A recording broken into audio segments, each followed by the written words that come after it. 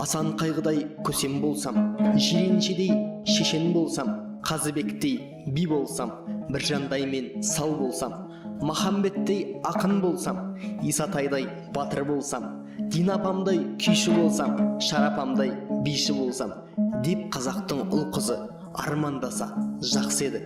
Биік таудай үлгі тұтар ұлыларым бар еді.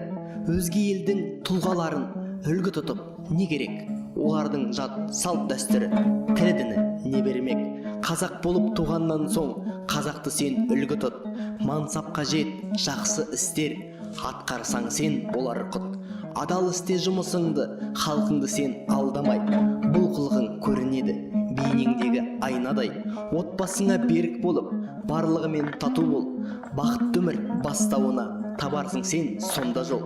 Ғұмыр өтіп қартайғанда жастар сыйлап келеді. Дүниеден өтер болсаң, мың қазағым шын ниетпен жылап жоқтап береді.